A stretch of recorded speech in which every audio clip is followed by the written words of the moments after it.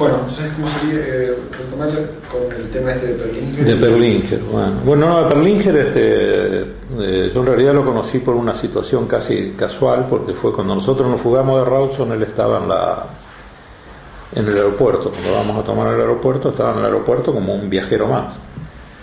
Y bueno, ahí nos vimos, pero no hablamos con él, salvo una charla que tuvo Vaca Narvaja, y que estaba vestido de militar y tenía puesta la charretera al revés. Por eso nos dimos cuenta. Entonces él lo llama y le dice: teniente, tenía un uniforme de teniente puesto, que era el único que usamos ahí en Rawson. Le dice: teniente, tiene puesta la charretera al revés. Entonces: soy el coronel Perlín, que estaba de civil. Bueno, sí, mi coronel, disculpe, que no sé qué. Bueno, se cambió la charretera. Esa fue el vínculo que tuvimos con él. Entonces, cuando termina la operación de Rawson, él hace declaraciones públicas diciendo que lo habíamos tratado como verdaderos militares o algo así, que lo habíamos tratado muy correctamente, cosa que le costó su carrera, porque a pesar de que él siguió siendo coronel, lógicamente eso no fue del agrado de los mandos, ¿no? Bueno, eso pasó, el incidente ese.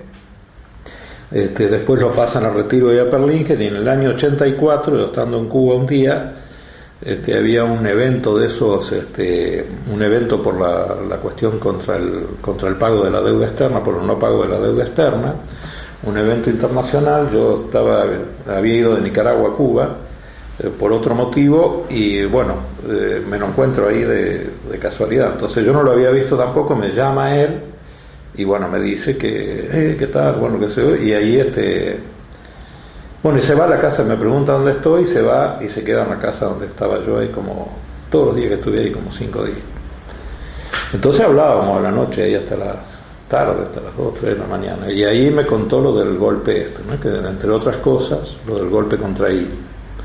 Entonces él, por ejemplo, él había quedado impactado por la personalidad de Ilia, porque dice que entraron Alzogaray y él juntos. Entonces, bueno, le anuncian a Ilia que estaba detenido en nombre de las Fuerzas Armadas. Entonces Ilia dice que estaba atendiendo a una persona o 2 personas, no sé qué, estaba conversando, y los mira y le dice: el jefe de las Fuerzas Armadas soy yo. Y entonces, como ellos eran militares y también están acostumbrados a eso, no sabían qué hacer. Entonces él siguió conversando y ellos estaban parados ahí y ni lo detenían ni se iban. Bueno, hasta que al rato, yo no me acuerdo, él me dijo el tiempo que pasó, más o menos lo que él creía del tiempo que había pasado, que Alzogaray, como era de menor graduación, Perlinger lo manda a él a detenerlo, y él ahí lo detiene y lo saca a Ilia, ¿no? También me contó que intentó él disculparse con Ilia, cosa que él no aceptó.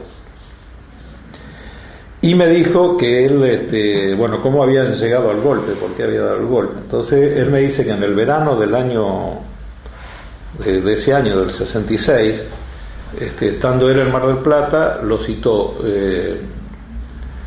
López Aufrán, la señora, y yo no me acuerdo si era Videla, la verdad, no sé si en algún lado lo escribió, pero eran 2 altos oficiales. López Aufrán era uno, y yo creo que era Videla.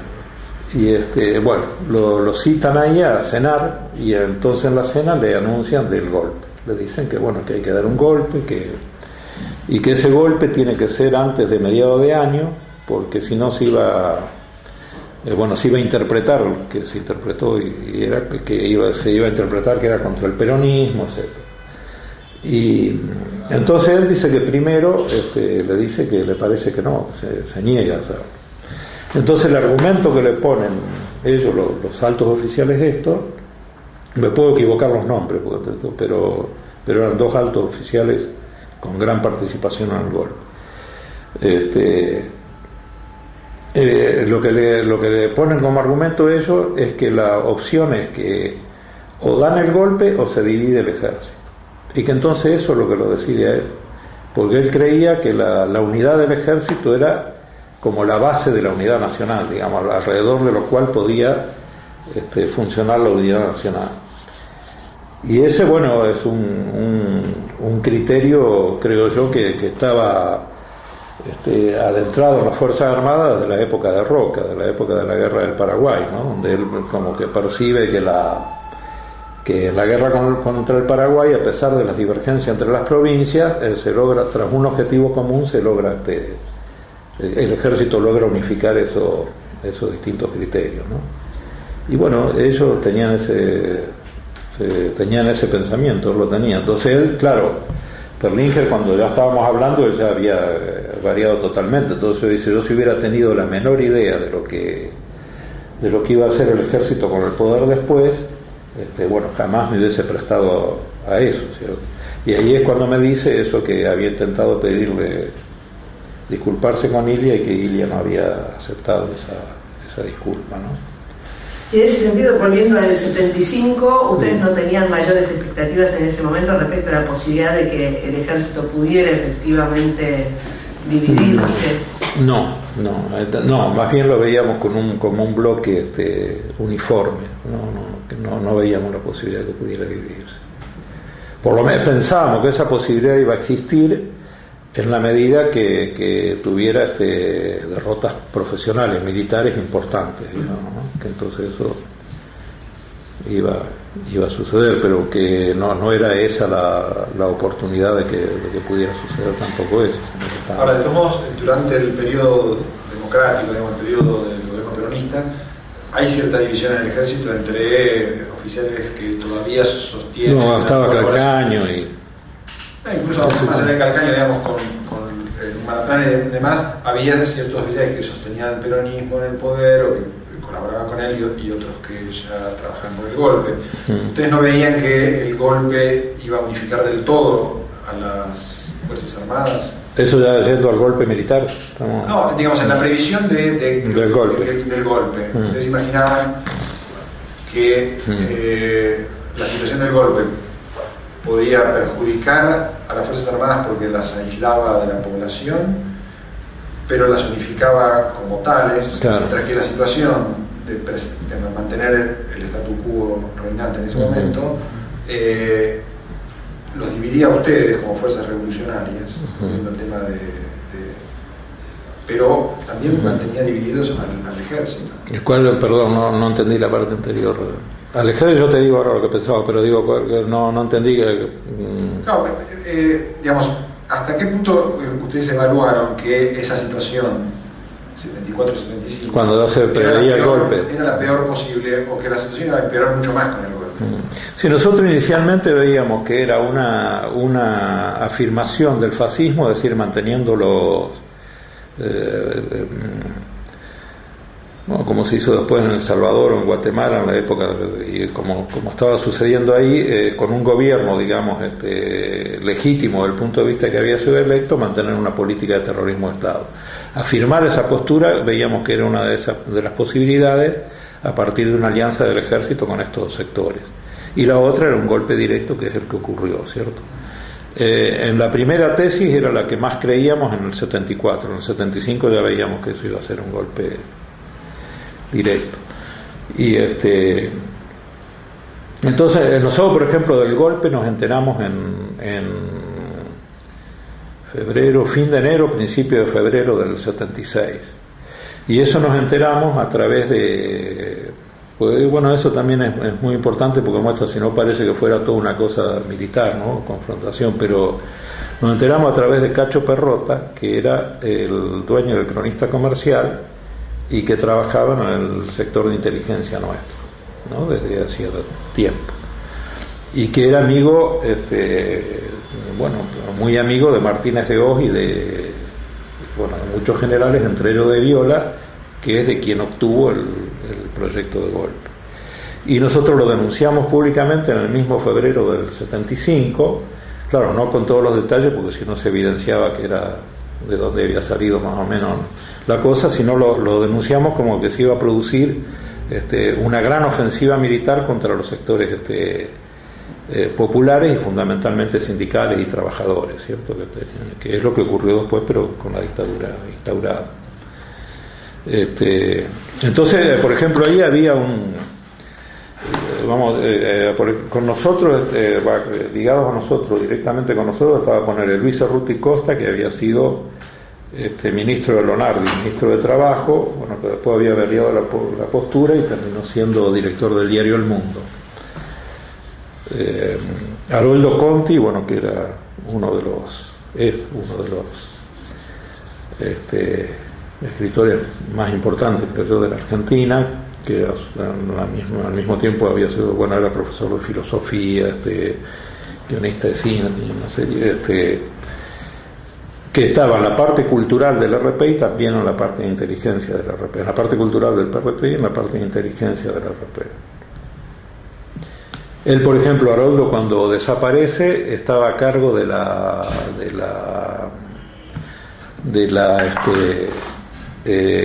un proyecto que teníamos de interferencia Radio Colonia, una especie de radio clandestina que iba a interferir Radio Colonia.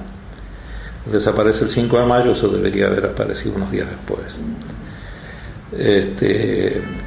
Estaba Raimundo Gleiser, poner todo ese que también desaparece en mayo del 76, que bueno, había sido trabajado en Canal 13, después que había formado el cine de base, ¿no? Que así como el cine Liberación respondía al sector del peronismo. Si yo quería hacer una pregunta anterior que tiene que ver con Montechingolo que pasamos, que es, digamos, cuando se decide la acción de Montechingolo, si yo no me equivoco, se sacan recursos también en ese momento de la guerrilla del Monte, ¿no es cierto? Creo que incluso quien va a dirigir militarmente la operación de Montechingolo es de Santiago, es Hugo Irurzún. Claro, pero él ya no estaba en el Monte, porque él había sido herido en la acción de Manchalá.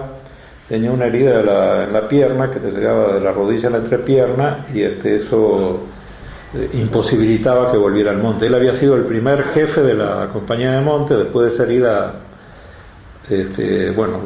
baja para curarse y todo eso, y es el que dirige. Pero yo la pregunta va a lo siguiente, digamos, en un momento en que la compañía del monte está muy hackeada militarmente por esto que contaba, la decisión de poner muchos recursos en la operación de Montechingolo, ¿cómo se No, porque primero hay una cosa que, no sé si la conoce, no creo que no se conoce bien, pero es lo siguiente: la compañía de monte nuestra no dejó de actuar porque fue aniquilada, digamos, militarmente, sino por una decisión política nuestra, que después la podemos explicar ahora cuando toquemos el tema de la dictadura, para ordenar un poquito, porque si no.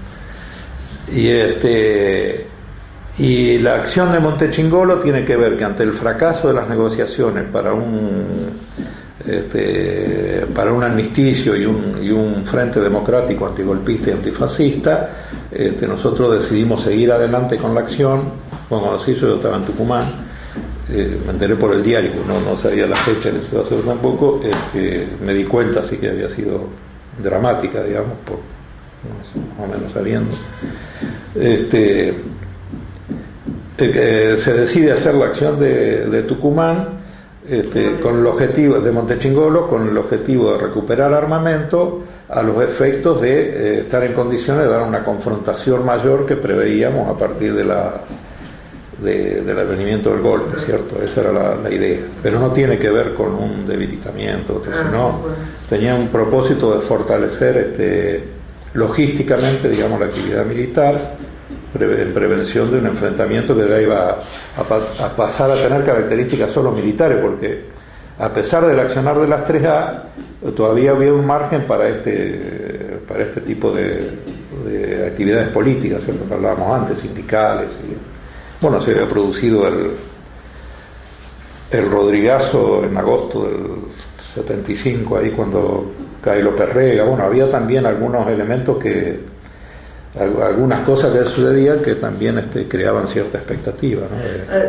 Vos decías, vos estuviste en Tucumán entonces hasta julio del 76. Sí, el último que bajé fue Leandro Fotillo. ¿Y cómo vivieron ahí? Por eso te digo que sé bien cómo fue ¿Cómo vivieron en Tucumán lo que sucedió en Montechingolo? En Montechingolo, yo me di cuenta ahí en serio. Yo sabía que iba a ocurrir, pero no cuándo. Había estado acá un poco antes ahí con Robbie, cuando escucho por radio y después cuando empiezo a ver las primeras novedades, noticias, me doy cuenta que había sido más o menos lo que pasó, no en la dimensión que después supe, pero bueno. Y lo que hice, me vine enseguida, fui a la casa ahí donde estaba estaba Robbie ahí, que estaba consternado. Yo ahí vivía en una casa, bueno, estaban mis hijas acá y quien era mi compañera entonces vivíamos en una casa ahí en San Miguel, ahí vivían ellos y vivía el Gringo Mena y la Ana Lancilotto y el hijo de ellas. Bueno, fui a la casa esa, después con el Gringo y nos fuimos hasta la casa donde estaba Robbie, ahí es donde me entero bien de todo lo que había ocurrido, ¿no? Y que ya empezaban enseguida la sospecha de que había sido, la sospecha no, la certeza de que había sido una infiltración, pero no quién. Ahí se empieza, cuando yo me fui todavía se estaba viendo quién podía ser, ¿no? Analizando, se había llegado a algunas conclusiones, ya se había como cerrado el círculo que fue Rañer, ¿no? Después. Y Bueno, son las versiones que señalan que en realidad ya la dirección del ya tenía información sobre la preparación militar, digamos, que los militares sobre Montechingolo. Bueno, no era eso, sino que había indicios ahí había indicios que indicaban que se debería haber suspendido la operación porque podía estar en conocimiento de la... ¿Y por qué no se suspendió? Bueno, eso es precisamente la autocrítica que se hizo en aquel momento, ¿no? Que la firma ahí Robbie como responsable máximo. No se suspendió porque al mismo tiempo se había estado dando, porque teníamos un soldado nosotros ahí adentro, se había estado dando seguimiento dentro del cuartel y hubo un momento que se dejaron de lado las medidas,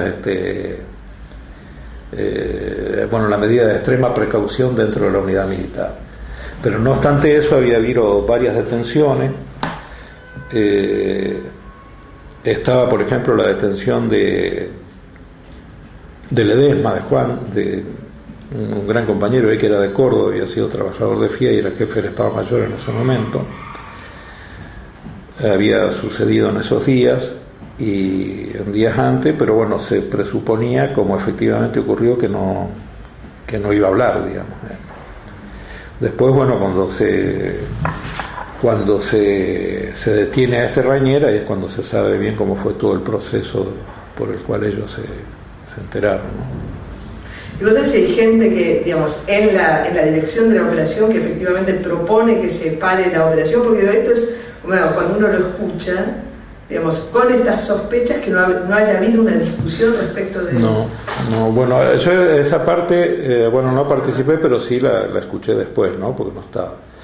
Pero sí, lo que ahí se evaluó es eso, que no se le dio importancia a los indicios que había de que podía estar eso en conocimiento del enemigo. Que tampoco eran indicios así que era seguro, sino que era, cosas que uno dice, analiza siempre en esos casos para que pueden indicar que hay un conocimiento por parte del enemigo, ¿no? Eso había sido sobre todo una alerta dentro de los cuarteles, que después, claro, cuando se lo detiene a Rañer tiene lógica, porque él mismo dudaba, porque Rañer estaba en la logística nuestra, entonces él se da cuenta que va a haber una operación grande porque hace un traslado importante de armamento a la zona sur. Entonces le pasa eso al coronel que lo atendía él personalmente, que era el jefe de la contrainteligencia contra el RP, de la inteligencia contra el RP, y entonces ahí analizan, esto es o en el 7 de Infantería de La Plata o en Montechingolo, que eran los dos cuarteles que podían ameritar semejante cantidad de armamento para jugar sobre ellos. Bueno, a partir de ahí empieza todo. Entonces se ve que ellos inicialmente, al no saber la fecha, toman algunas medidas internas del cuartel que llaman la atención. Como después las abandonan, ahí eso es lo que cuenta Robbie después. Igual él reconoce que estaba, como de suponer. Durante esa época ustedes todavía, ya tienen la idea de que el golpe es inminente, sí, ¿no? Y después lo confirmamos con esto de Cacho Perrota. ¿Todavía piensan que ese golpe puede generar una intensificación de la movilización social?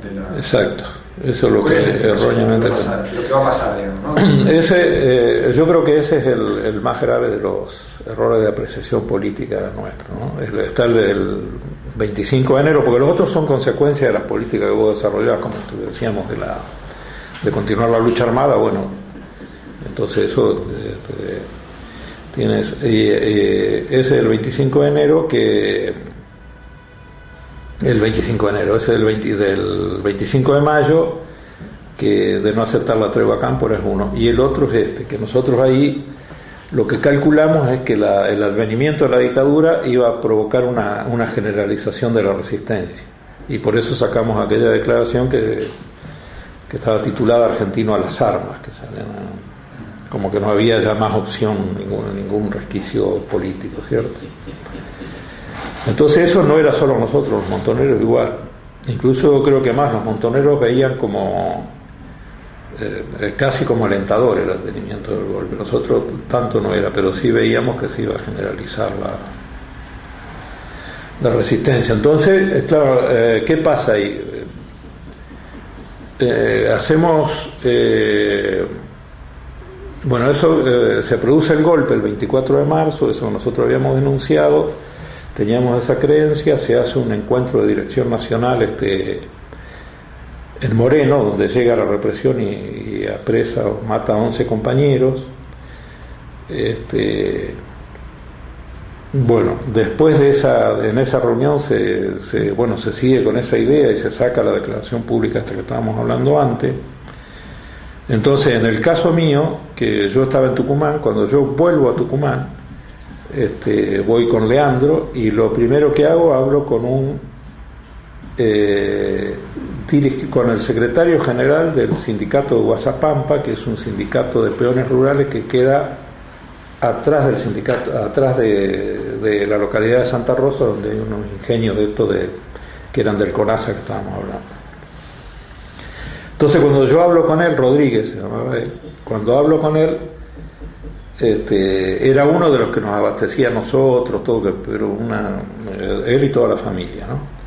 Y al mismo tiempo era el secretario del sindicato. Entonces, cuando yo hablo con él, le digo lo que nosotros pensábamos respecto al golpe, esto de que se iba a generalizar la resistencia.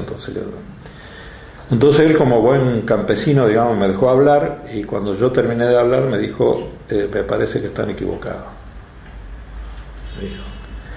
Y entonces me dice, porque yo en ese momento él venía, dice, yo vengo de hablar con la gente del sindicato, porque sabemos que mañana lo van a intervenir y no hay ninguna disposición a resistir esa medida de la intervención, y la gente está asustada.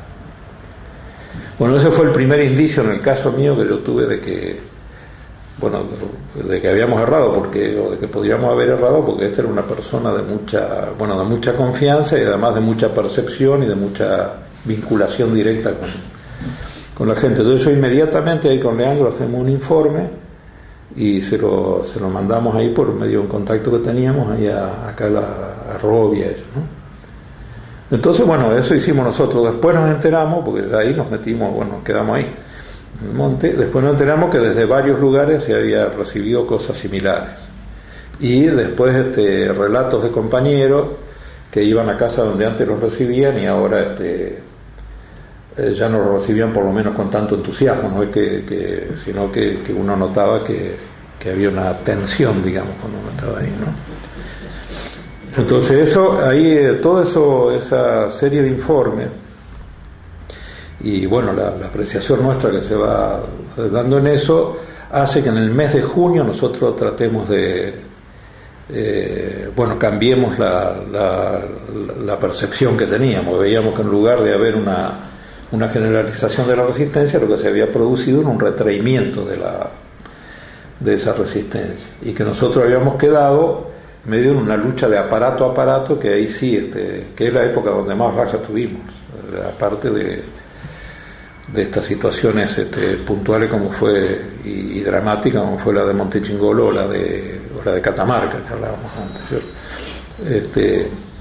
Fue la época que más bajas tuvimos, ya en dirigentes sindicales, de fábricas, activistas, militantes, producto de que habíamos quedado como eso, en una lucha de aparato a aparato, cuando el fuerte nuestro era el respaldo de la población, ¿cierto? Al perder ese respaldo.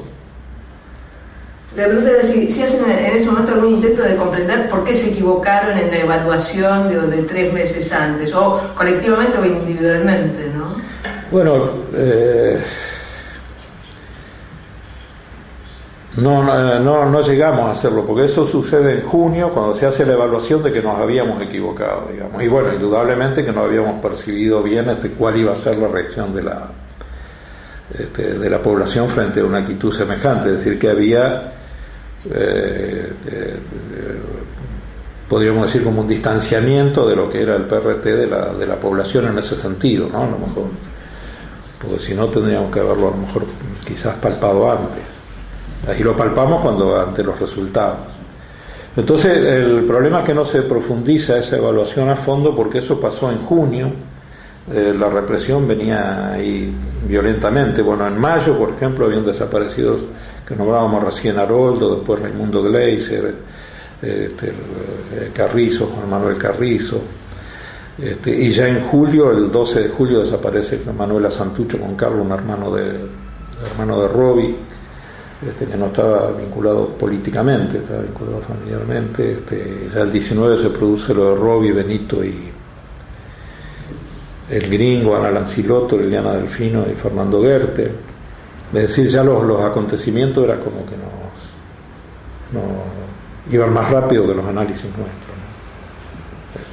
Y cuando se produce la caída del 19, ¿qué sucede entonces? ¿Qué pasa? Sí, la caída del 19 era, la caída del 19 yo vivía ahí enfrente de la cancha de Platense, y recién venía de Tucumán, hacía 10 días, frente a la cancha de Platense y en la calle España, y justo en la esquina, España 90, ahí está la casa. El otro día pasé, nunca había vuelto a pasar, y entonces pasé ahí vivía yo precisamente con este compañero que hablábamos, con Roberto Abichaín, y la familia de él, que eran los que, podríamos decir, además de ser militantes, como que daban protección, porque era una familia donde vivía yo, que, sobrino, no sé qué, no me acuerdo qué sería.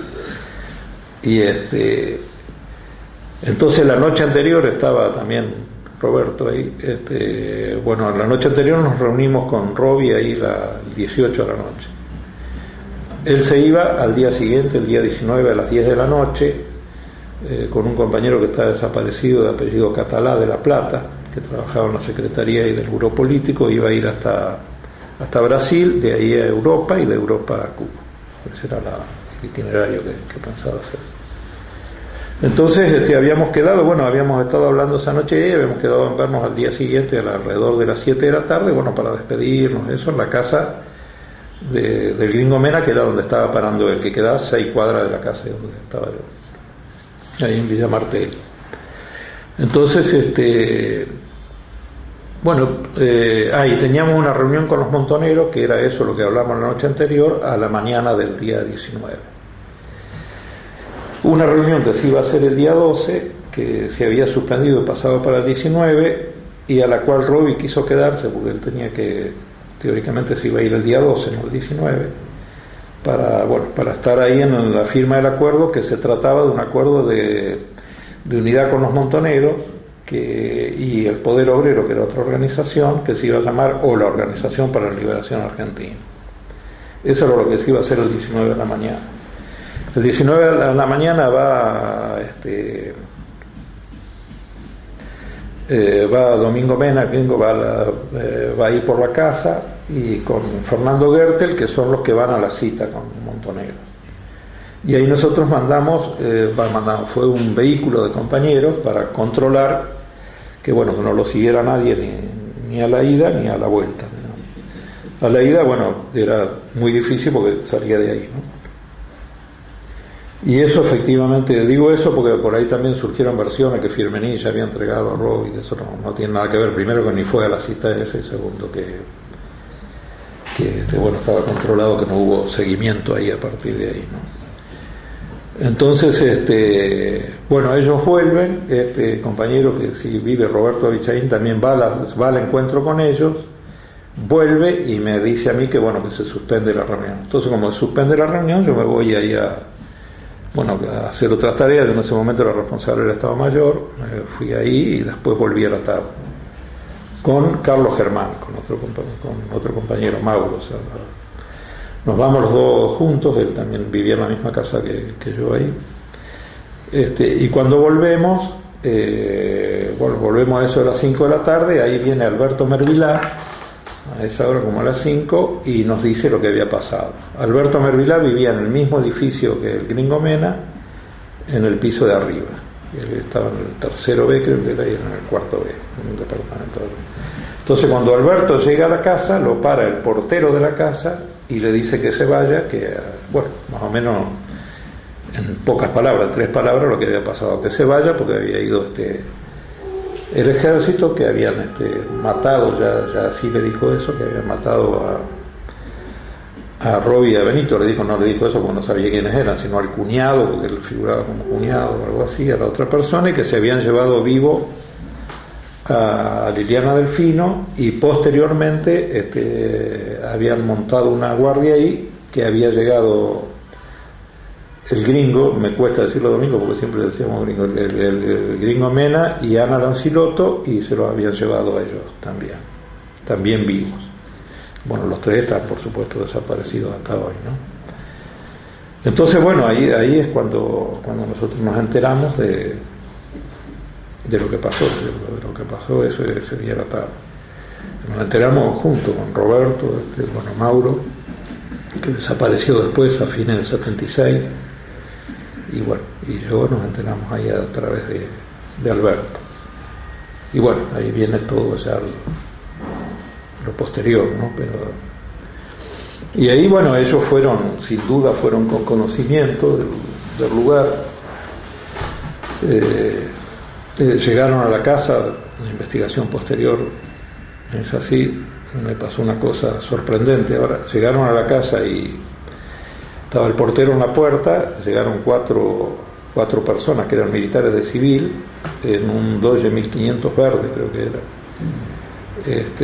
Uno se quedó arriba del auto, 3 bajaron, lo agarraron al portero que estaba en la puerta y le dijeron directamente que lo llevara a ese departamento, al cuarto B. Se bajó el otro, que era Leonetti, que murió ahí, el capitán Leonetti.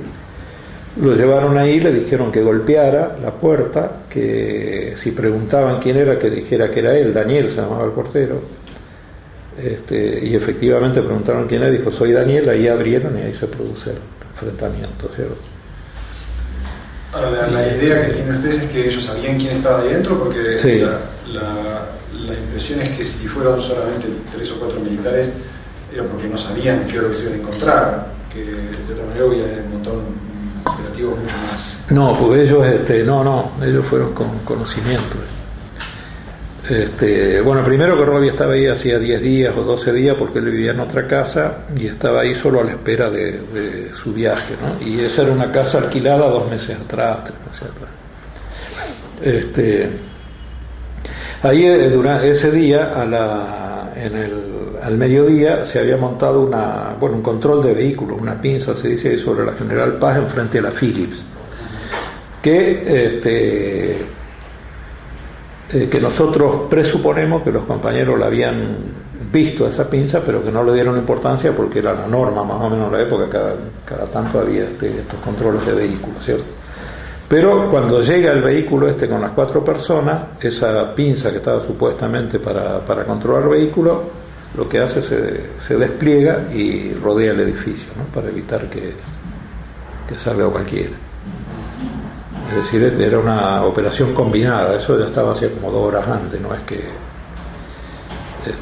es que ahí llegaron y dijeron a ver vengan, sino que apenas eso es lo que nosotros todos pudimos averiguar después en la investigación, que la hizo fundamentalmente Alberto, que era el que más conocía,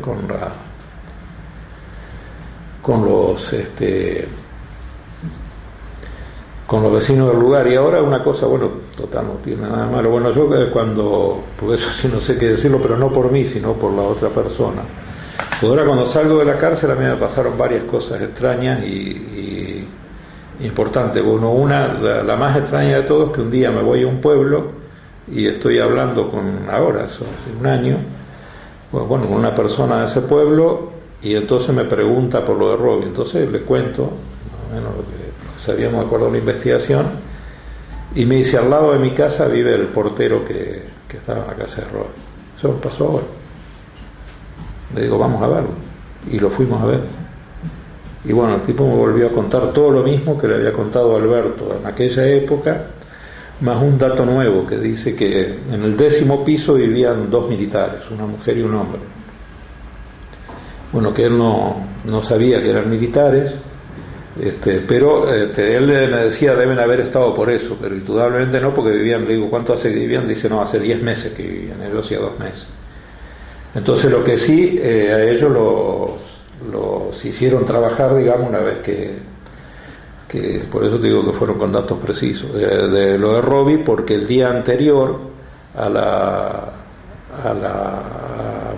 suceso, ahí con los compañeros, me cuenta él que hablando con la mujer y con él le empezaron a preguntar por la gente, ¿no? Por los vecinos, bueno, y y el otro y aquel, y entre ellos la típica interrogatorio así simulado, ¿no? Como que le van a preguntar por qué eran y aquellos otros, y que después, él se enteró que eran militares porque cuando se produce el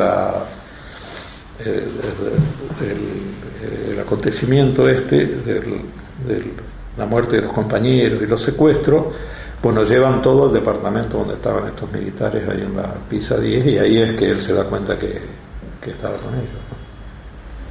Eso me pasó ahora, una cosa Enrique, que bien, porque sirvió para bien dentro del drama, digamos, porque sirve para confirmación, ¿no? No sé si es exactamente en esos días previos que se toma la decisión de la descentralización de las operaciones. ¿Cómo? No sé si es en los días previos que se toma la decisión de descentralizar las operaciones. No, ahí en junio, más o menos mayo, junio. Claro, los días previos a lo de Robbie, claro, porque eso era, el propósito que tenía eso era de ofrecer menos blancos, digamos, de dividir en pequeños grupos. ¿Tuvo alguna eficacia para frenar la represión? Y no, porque ya era tarde, porque ya, además, yo te digo, era una represión muy dirigida, porque los compañeros que iban, nosotros habíamos perdido el control nosotros de la seguridad.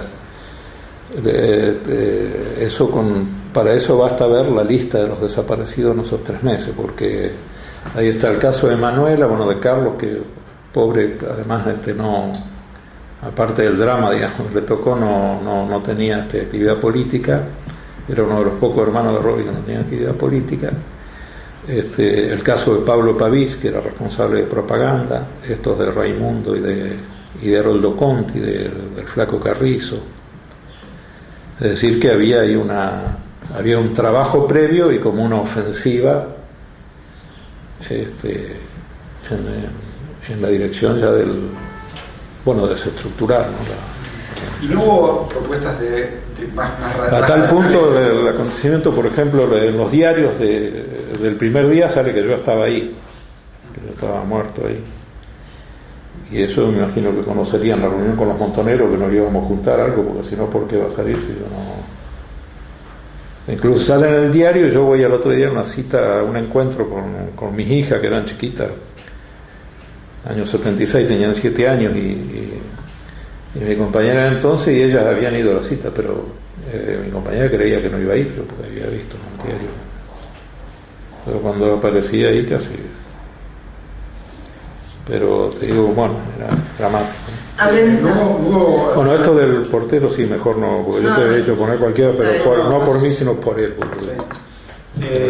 ¿Hubo alguna propuesta más radical, digamos, que la descentralización, de repliegue y desactivación de las operaciones? La propuesta la propuesta era esa de la descentralización, la protección de Robbie, por empezar, y después ver cómo hacíamos con el resto de nosotros, si temporariamente veníamos, y no hubo propuestas más radicales.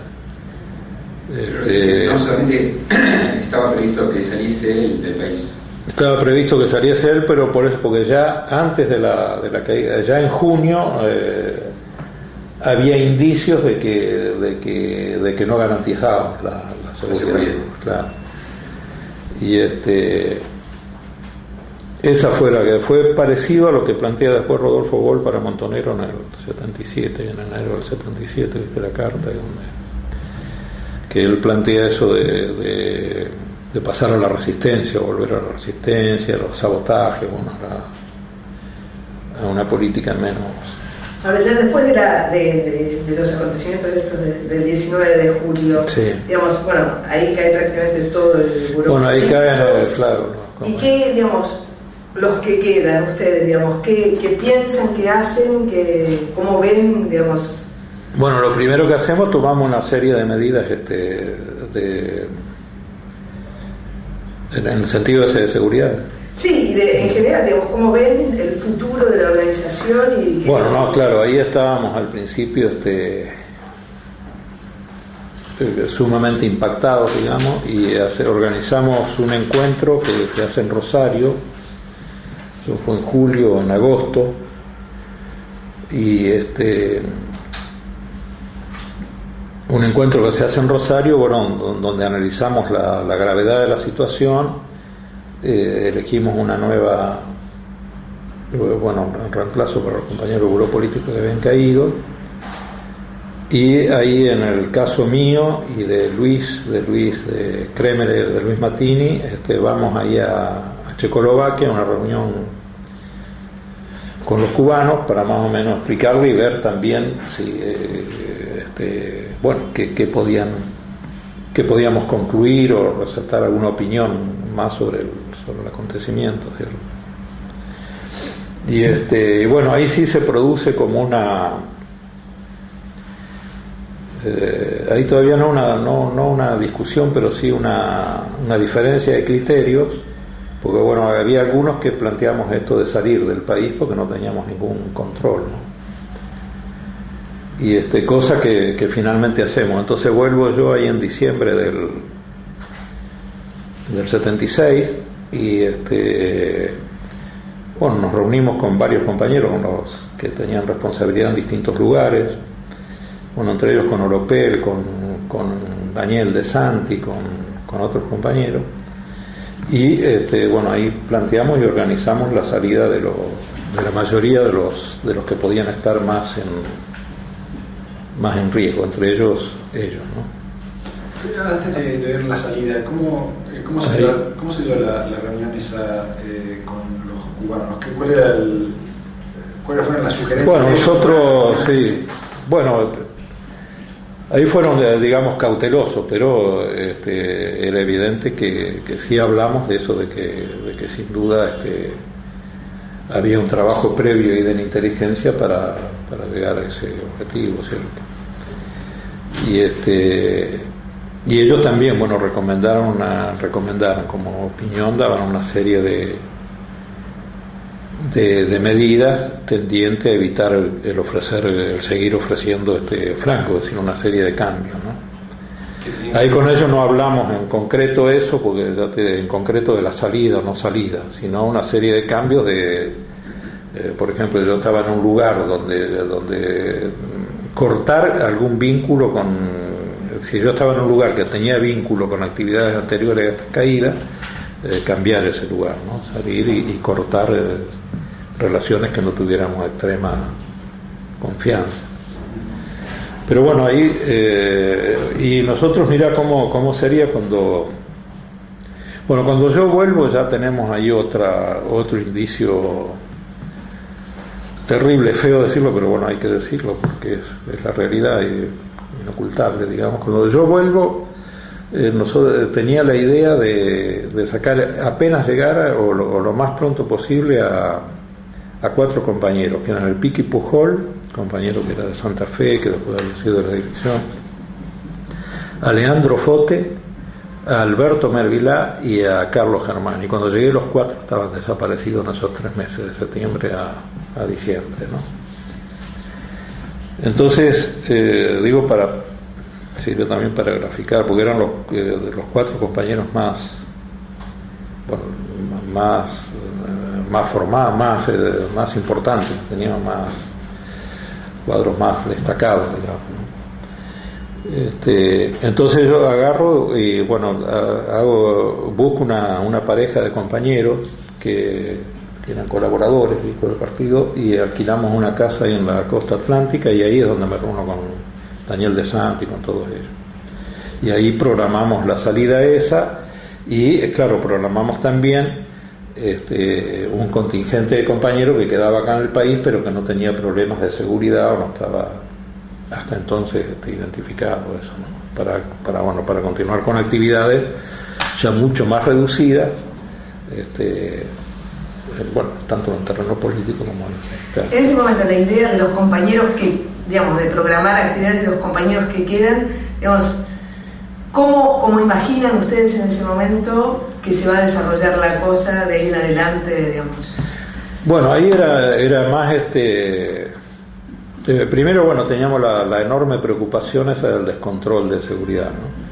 Y en segundo lugar era una tarea más de mantener como la llama revolucionaria, porque estaba la dictadura, es decir, hacer algunas actividades que pudieran tener trascendencia pública sin que eso implicara un exceso de riesgo después de todo lo que veníamos sufriendo, por un lado, y por otro lado de ir palpando cuál era el estado de ánimo de la gente hasta que se produjera un cambio, ¿cierto? Entonces eso, por ejemplo, con respecto al estado de ánimo de la gente, yo creo que hubo un momento en el país que ya había empezado en ese entonces. Yo personalmente lo percibí después, concretamente lo percibí en Paraguay cuando lo de Somoza, ¿no? Cuando nosotros vamos a salir estaba cerrada la frontera, entonces ahí quedaron como 10.000 personas que no podían salir del país, y la gran mayoría eran argentinos, ¿no? Bueno, por ejemplo, realmente es triste decirlo también, pero escuché muy pocos comentarios contra la dictadura. Más bien el comentario general que escuchaba era bueno, sí, es cierto que no hay democracia, pero hay paz, cosas así, ¿no? ¿Eso fue un diálogo? Entonces, eso eran diálogos míos como venezolano, porque yo tenía pasaporte venezolano, con argentinos que me contaban cuál era la realidad. En Paraguay, en el momento en Paraguay, en el momento posterior a lo de Somoza. Míos y de otra compañera que también está viva, que estábamos ahí. Y que a nosotros, si bien, esto es posterior, pero quiero decir, no tiene nada que, pero más o menos yo creo que esa era ya la situación que había, como un retraimiento primero a la dictadura, y una especie de aceptación, no de aceptación de decir viva la dictadura, pero de medio ignorar así ¿Pero eso lo percibían ya ustedes en ese momento? No, eso yo lo percibí ahí en el 81, ahí todavía teníamos dudas, pero ahí habíamos llegado hasta aquel cambio a partir de junio.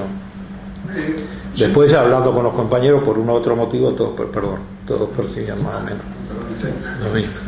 No, me interesa especialmente este tema nuevo. Sí. Entre el 76 y el 81, ¿ustedes por qué no percibieron eso? Después en el 81 sí, porque nosotros, ahí se produce... No, pero me parece que me explico mejor la pregunta. Es un poco lo que venía a cuenta de sobre la expectativa de la resistencia previa al golpe, ¿no? Uh-huh. O sea, ustedes imaginaban que iba a pasar algo que no pasó. Después sí, no vieron lo que imaginamos pasaba. casi lo contrario. Claro, no vieron lo que pasaba entre el 76 y el 81, de que buena parte de la población... comenzamos a verlo ahí en el 76, antes de la caída de Robi, en la reunión esta de junio, ¿cierto? Donde se toma esa medida de la descentralización y eso. Y después, continuamos viéndolo, pero claro, ahí el momento era como que no daba mucho tiempo para el análisis de, a ver qué pasó, sino que había que... el problema era salir y después pararse y decir, a ver qué pasó acá, ¿no? Que es lo que se hace cuando hago el viaje ese que digo, después de enero, que empiezan a salir los compañeros, ¿no? Ahora, ¿qué otras razones podía haber para esa falta de percepción del problema Claro, antes, así, claro. ¿Por qué no lo percibimos antes? ¿Por qué no lo percibimos? Bueno, yo creo que se había producido una especie de... bueno, primero que había muchos cuadros intermedios que habían caído en todo el proceso ese de lucha. Entonces siempre en una organización de las características de las que teníamos nosotros, el cuadro intermedio es como una bisagra entre la dirección y la población, digamos, que es la